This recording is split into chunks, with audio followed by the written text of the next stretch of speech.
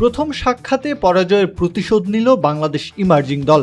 রোহানউদ্দৌলা বর্ষণের ফাইফারের পর মাহফিজুল ইসলাম রবিন এবং শাহাদাত দীপুর 50-তে ভর করে হেসে খেলে দক্ষিণ আফ্রিকা ইমার্জিং দলকে 8 উইকেটে হারালো বাংলাদেশ।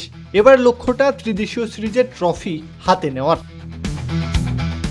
গ্রুপ পর্বের শেষ ম্যাচে আগে ব্যাট করতে নামা দক্ষিণ আফ্রিকা অবশ্য শুরুতে বড়সড় ধাক্কা খায়। 17 রানের মধ্যেই 4 উইকেট হারিয়ে বসে তারা। রোহানউদ্দৌলা বর্ষণের বোলিং তোপে রীতিমতো বিপর্যস্ত হতে বাধ্য হয় স্বাগতিকরা। সেখান থেকে উত্তরণের চেষ্টা করে তারা।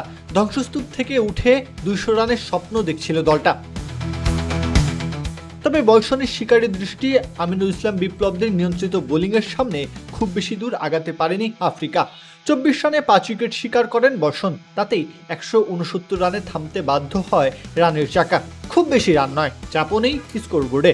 স্বাভাবিক খেলাটা খেললেই শেষ হাসিটা হাসতে পারে বাংলাদেশ। সেই দায়িত্ব কাঁধে তুলে নেন মাহফিজুল ইসলাম রবিন। 24 রানের মাথায় জাকিরকে হারানোর পর এক প্রান্ত নিজের নামে করে নিয়ে খেলেন 61 রানের ইনিংস। ম্যাচের গতিপথটা ঠিক হয়ে যায় সেখানেই।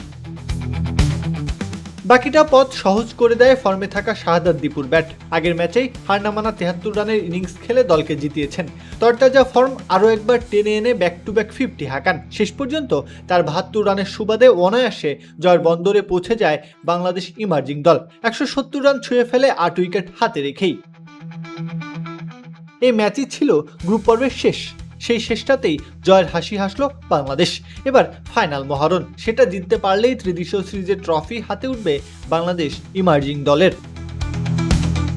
প্রত্যহ কাব্য, খেলা 71।